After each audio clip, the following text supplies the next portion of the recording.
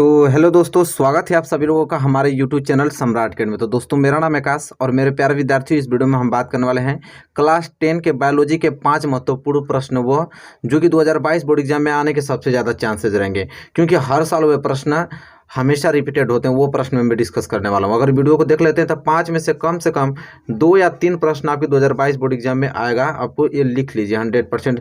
जहाँ तक मेरा अनुभव है वहाँ मैं पूरा आप लोग की पूरा कोशिश करके बता रहा हूँ कि वो प्रश्न 100% आ जा सकते हैं। ठीक है, तो इस वीडियो को शुरू से लेकर लास्ट रखना है, क्योंकि भाई इसलिए बताना इंपॉर्टेंट जरूरी है क्योंकि टारगेट हम लोग का 95% का है। ठीक है, और इसी के बिहाफ पे हम लोग अच्छे तरीके से तैयारी कर रहे हैं। तो मेरे प्यारे विद्यार्थियों, चलिए वीडियो को स्टार्ट करते हैं। और पहला ही प्रश्न आप देख के जान जाएंगे कि बहुत ही ज़्यादा महत्वपूर्ण प्रश्न है। पहला ही कि पौधे सजीव होते हैं क्यों, स्पष्ट कीजिए। प्रश्न 2020 में भी और 2017 में भी और 2016 में भी प्रश्न ये पूछा गया था। ठीक है, पौधे सजीव होते हैं क्यों, स्पष्ट करना है। हमें ये बताना है कि पौधे सजीव क्यों होते हैं। ठीक है, आप स्पष्ट कीजिए इस बात को कि पौधे सजीव क्यों होते हैं। तो आइए जानते हैं, देखिए कैसे लिखेंगे।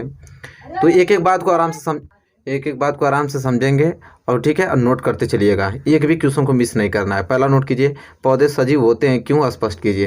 तो आइए एक एक लाइन पढ़ते हैं। देखिए लिखा है कि पौधे में मनुष्य की तरह ही ऑक्सीजन लेने एवं कार्बन डाइऑक्साइड छोड़ने की क्या होती है, क्षमता होती है। जैसे हम लोग ऑक्सीजन लेते हैं और कार्बन डाइऑक्साइड छोड़ते हैं, उसी तरह मनुष्य में भी ऑक्सीजन लेने की क्षमता एवं कार्बन डाइऑक्साइड छोड़ने की क्षमता होती है। ठीक है, सेम हमारे तरह ही पौधे जो होते हैं मनुष्य की तरह ही प्रकाश संश्लेषण के माध्यम से अपने भोजन का निर्माण करते हैं। ठीक है, पौधे क्या मनुष्य की तरह ही क्या प्रकाश संश्लेषण के माध्यम से अपना क्या करते हैं, भोजन बनाते हैं। ठीक है, जिस प्रकार हम बनाते हैं उसी प्रकार पौधे भी अपना भोजन स्वयं बनाते हैं। ठीक है, जो उनकी वृद्धि में सहायक होती है। ठीक है, प्रकाश संश्लेषण के माध्यम से अपना भोजन बनाते हैं, जो उनकी वृद्धि में क्या होती है, वह सहायक होती है। इस कारण हम कह सकते हैं कि पौधे भी क्या होते हैं, सजीव होते हैं। जैसे हम प्रकार जिस जो भी क्रियाएं हमारे में हो रही है, वो सारी क्रियाएं तो पौधे में भी हो रही हैं। तो हम सजीव हैं तो क्या पौधे सजीव नहीं हो सकते हैं? बिल्कुल भी। हमारे में भी ऑक्सीजन लेने की क्षमता होती है और कार्बन डाइऑक्साइड छोड़ने की क्षमता है। सेम पौधे में भी यही कारण है। हम भी प्रकाश संश्लेषण के माध्यम से अपना भोजन प्राप्त कर लेते हैं और पौधे भी अपना प्रकाश संश्लेषण के माध्यम से अपना भोजन प्राप्त करते हैं, जो कि उनकी वृद्धि में क्या होती है, सहायक होती है। तो पूरा ओवर डाटा से हमको ये मालूम चल गया कि हम आराम से खूब कह सकते हैं कि इस कारण हम कह सकते हैं कि पौधे भी क्या होते हैं, सजीव होते हैं। वही चीज़ तो हमसे पूछा था कि पौधे सजीव होते हैं क्यों, तो आपको समझ में आ गया ना कि क्यों होते हैं। सेम अपने पे एग्जाम्पल लीजिएगा, जो क्रियाएं आप में है वो क्रिया पौधे में हो रही हैं, तो आप सजीव हैं तो पौधे भी सजीव हो सकते हैं। ठीक है, क्लियर हो गया ना। पहला प्रश्न बताओ, कोई पहला प्रश्न में कोई दिक्कत है? एक भी परसेंटेज की कोई दिक्कत? पहले में कोई दिक्कत नहीं है, चीज़ें आपको आराम से समझ में आ गई होंगी। इतना भी डिफिकल्ट नहीं है कि आप नहीं याद कर पाएंगे। चलिए प्रश्न नंबर पहला क्लियर। प्रश्न नंबर दूसरे की तरफ बढ़ेंगे। प्रश्न नंबर दूसरा वेरी वेरी मोस्ट टाइम पे प्रश्न है। प्रश्न दूसरा यह है कि परिवार नियोजन से आप क्या समझते हैं। परिवार नियोजन बहुत ही ज़्यादा मोस्ट इंपोर्टेंट टॉपिक है। ठीक है, कि परिवार नियोजन से आप क्या समझते हैं और छोटे परिवार के महत्व को समझाना है। यहाँ पे बहुत ही प्यारा प्रश्न है, बहुत बार एग्जाम में पूछा गया है। ठीक है, कि परिवार नियोजन से आप क्या समझते हैं, छोटे परिवार के महत्व को समझाना है। आइए देख लेते हैं। लिखा है कि परिवार कल्याण हेतु बच्चों की संख्या सीमित कर परिवार को नियोजित करने की प्रक्रिया को परिवार नियोजन कहते हैं। देखिए, इसका सिंपल मतलब ये होता है परिवार नियोजन का कि जो बच्चों की संख्या को सीमित करना। ठीक है, जैसे हमारे घर में अगर दो बच्चे हैं, अधिक से अधिक 3 बच्चे हैं, तो एक तो हम कह सकते हैं ये हमारा परिवार नियोजन है। अगर ज़्यादा अधिक बच्चे हो रहे हैं, 5, 7, 8 बच्चे हो रहे हैं, तो परिवार नियोजन नहीं हो सकता है। तो ये कह रहा है कि परिवार कल्याण हेतु बच्चों की संख्या क्या करना, सीमित कर परिवार को क्या कर देना, नियोजित करने की प्रक्रिया ही हमारा क्या कहलाता है, परिवार नियोजन कहलाता है।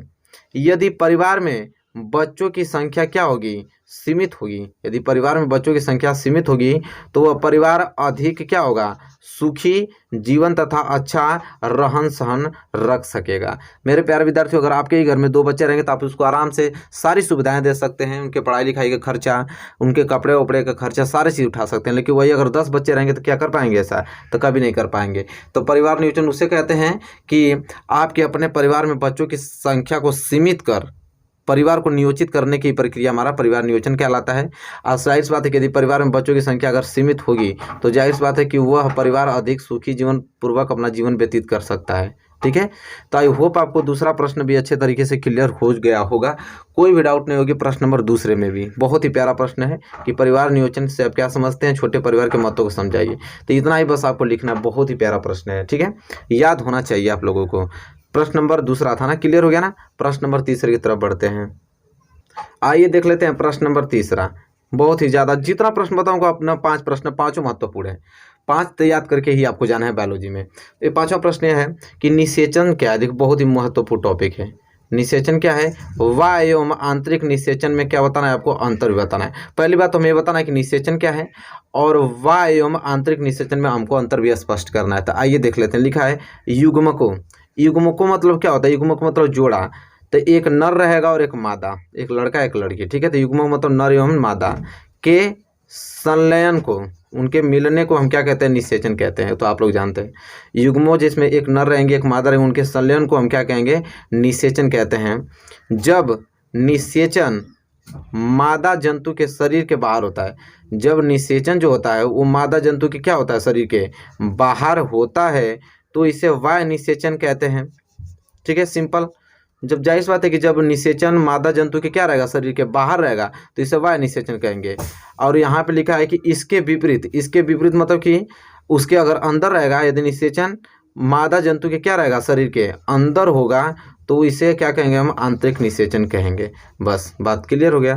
तो हमसे पूछा है निषेचन क्या है, तो युग्मकों एक नर एवं मादा का संलयन ही हमारा निषेचन कहलाता है। और हमसे पूछा था कि बाह्य एवं आंतरिक निषेचन में अंतर, तो बाह्य निषेचन उसे कहते हैं कि यदि निषेचन मादा जंतु के शरीर के बाहर रहेगा तो यहाँ पर बाह्य निषेचन कहलाएगा। अगर वही निषेचन मादा जंतु के शरीर के क्या रहेगा, अंदर रहेगा, तो इसे हम क्या कहेंगे, आंतरिक निषेचन कहेंगे। तो आई होप आपको यह प्रश्न नंबर तीसरा अच्छे तरीके से क्लियर हो गया होगा अभी तक। ठीक है, कोई दिक्कत है तो बताइए इसमें।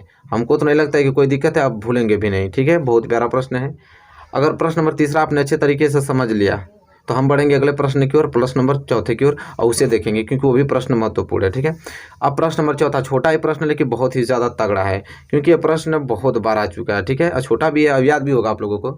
डीएनए का पूरा नाम लिखिए, यह प्रोटीन संश्लेषण कैसे करता है। तो देखिए दो चीज़ आपको बताना है, पहला तो डीएनए का पूरा नाम, और एक चीज़ और बताना है कि यह प्रोटीन जो संश्लेषण होता है वो प्रोटीन संश्लेषण को कैसे करता है। ठीक है, तो दो चीज़ बताना है। तो आइए जान लेते हैं, बहुत ही सिंपल है, तो तुरंत याद हो जाएगा आप लोगों को। जहाँ तक लिखा है यहाँ पे डीएनए का पूरा नाम, डीएनए का पूरा नाम क्या होता है, डी से होता है डीऑक्सी, एन से होता है राइबोन्यूक्लिक, ए से होता है एसिड। ठीक है, तो आप डीएनए का पूरा नाम क्या बताएंगे, डीऑक्सी राइबोन्यूक्लिक एसिड। डीऑक्सी का पूरा नाम क्या है, हमारे साथ बोलिए, डीऑक्सी राइबोन्यूक्लिक एसिड। ठीक है, ये तो पूरा नाम हो गया। अब हमें बताना कि प्रोटीन संश्लेषण कैसे करता है। तो डीएनए द्वारा निर्मित आरएनए के द्वारा प्रोटीन संश्लेषण की क्रिया संपन्न होती है। देखिए यहाँ पे एक पॉइंट ये चीज़ है कि डीएनए द्वारा निर्मित आरएनए के द्वारा प्रोटीन संश्लेषण की क्रिया क्या होती है, संपन्न होती है, जो विभिन्न प्रकार की क्रियाओं अनुक्रियाओं को होने देने में एंजाइम के रूप में सहायक होता है। आरएनए नहीं रहेगा तो डीएनए कभी भी आप लोगों का क्या प्रोटीन संश्लेषण नहीं कर सकता है, क्योंकि डीएनए द्वारा जो निर्मित होता है ना, वो आरएनए के द्वारा प्रोटीन क्या करता है, संश्लेषण क्रिया को संपन्न करता है। तो जाहिर सी बात है आरएनए नहीं रहेगा तो इसको क्रिया को संपन्न कौन करेगा, नहीं कर पाएगा।